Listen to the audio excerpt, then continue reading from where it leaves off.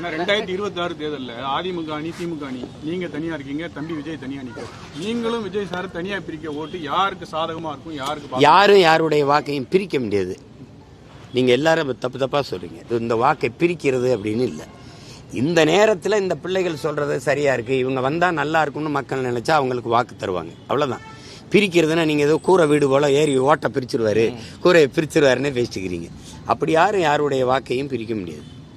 அதெல்லாம் சும்மா சொல்றது, யாருக்கு சாதகம் பாதகம் அப்படிலாம் பார்த்துக்கூடாது.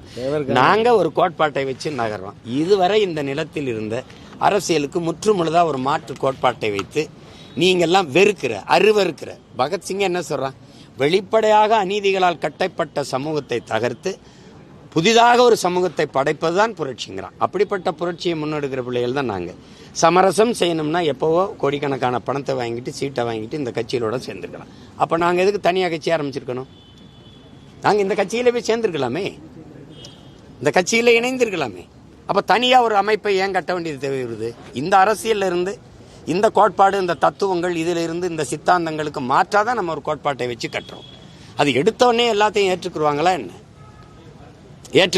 என்ன? நீங்க சொல்லுங்க. ஆல்வா எடிசனுக்கு வந்த நிலைமை என்ன? அதை விடவா?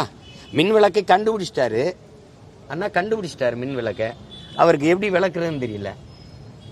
என்ன சொல்றாரு? மெழுகுவர்த்தி இல்லாத இரவுகளில் இதை நீங்க பயன்படுத்திக்கலான்றவல.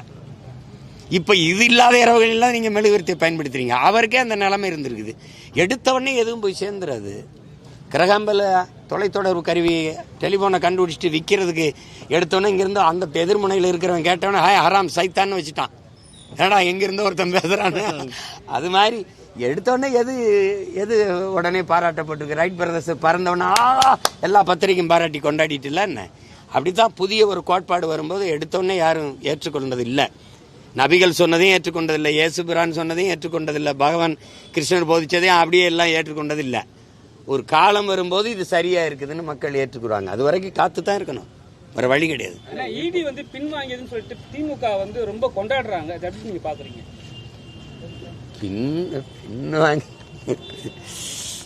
பின்வாங்க அவங்க ஈடி போட்ட இடங்கள்ல எல்லாம் பணம் வாங்கியிருக்காங்க. அது கடந்த கால வரலாறு. இப்ப போட்ட இடத்துல வாங்கியிருப்பாங்களா? வாங்கலையா? வாங்கியிருப்பாங்க. அதனால பின் வாங்கியிருப்பாங்க. முன் வாங்கி பிறகு பின் வாங்கியிருப்பாங்க. அதை போய் பேசிட்டு இருக்க வேண்டியதில்லை.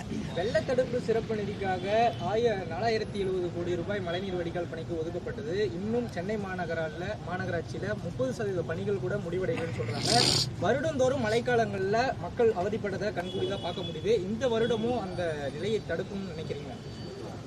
நீங்க நிதிநிலை அறிக்கையில் அவங்க படிக்கிற அந்த சொல்ற வார்த்தையை நீங்க நன்கு கவனிக்கணும். 4070 கோடி, 5000 கோடி, 6000 கோடி ஒதுக்கீடு அப்படிங்கிறத நாங்கள் இந்த திட்டத்துக்காக ஒதுக்குறோம் அப்படிங்கிற வார்த்தையை நீங்க கவனிக்கணும். இப்ப ஏன் நீங்க போடலன்னு கேட்டீங்க, அது இன்னொரு தடவை சொல்லுங்கம்பாங்க. 4070 கோடி ஒதுக்கீடு அப்படின்னு ஏன் ஒன்றும் செய்யல? அதான் ஒதுக்குறோம்னு சொன்னா ஒதுக்கிட்டோம். நீங்க அதை அழிக்கிறோம், அதை செயல்படுத்துறோம் சொன்னா அதை செயல்படுறது. அது ஒதுக்குறது பதுக்கிறது. அப்புறம் அந்த பணத்தை திருப்பி தேர்தல் நேரத்தில் வாக்கு கொடுத்து மறுபடியும் பதவிக்கு வர்றது. இதுதான் மொத்தமாக 2500 ரூபா தான். இந்த 2500 கோடி தான் தேவைங்கிறான். கழிவு நீர், மழை நீர் வழிந்தோட நீரியல் வல்லுநர்களே, பொறியியல் வல்லுநர்களே சொல்றாங்க. ஆனால் இவங்க நம்ம ஆளுங்க அதை பற்றி அக்கறை இருந்தால் தானே அதை செய்யணும்னு இல்லை. 60 ஆண்டுகளாக மாறி ஆண்டு இன்னும் மழை நீர், கழிவு நீர் வழிந்தோட கூட காவா இல்லை. ஏன் காவா இல்லைன்னா அந்த ஒதுக்கின பணம் எங்கே வச்சுன்னா அவங்க வாய்க்குள்ள போயிடுச்சு, அதனால காவா இல்லை. அதை பேசி இப்போ பயன் இல்லை. பல ஆண்டுகளா நீங்களும் நிறைய பேசுறீங்க, தனித்தனியா இது பண்ணுவீங்க. ஆனா ஓட்டு சதவீதம் நல்லா வாங்குறீங்க. ஆனா மதம், பணம், கட்சி ஓட்டு தான் ஜெயிக்குது. 2026 சட்டமன்றத்துல நாம் தமிழர் கட்சி குரல் ஒலிக்குமா? உங்க எம்எல்ஏ உள்ள போவாங்களா? நீங்க ஒலிக்கணும்னு நினைக்கிறீங்கல்ல, ஒலிக்கும். ஒண்ணுதான் நீங்க கவனிச்சுக்கணும். லெலின் சொல்றாங்க, இதுவரை வாழ்ந்தது போல இனி எப்போதும் வாழ முடியாது என்கிற நிலை உருவாகுமானால் மக்கள் தாங்களே புரட்சி செய்வார்கள்னு. அப்படி ஒரு காலம் உருவாக்கிட்டு இருக்கு. அங்க சாதி, மதம், சாராயம், பணம், திரைக்கவர்ச்சி எதுவும் முன்னிக்காது. புரியுதா? பசி வந்தால் 10ம் மறந்துருங்கிறான். அந்த நிலை வரும், அது உறுதியா வரும். அப்போ பெரிய மாறுதல் வரும். அது வரைக்கும் நீங்க கொஞ்சம் பொறுத்து தான் இருக்கணும். செய்திகளை உடனுக்குடனும் துல்லியமாகவும் தெரிந்து கொள்ள சப்ஸ்கிரைப் பண்ணுங்க.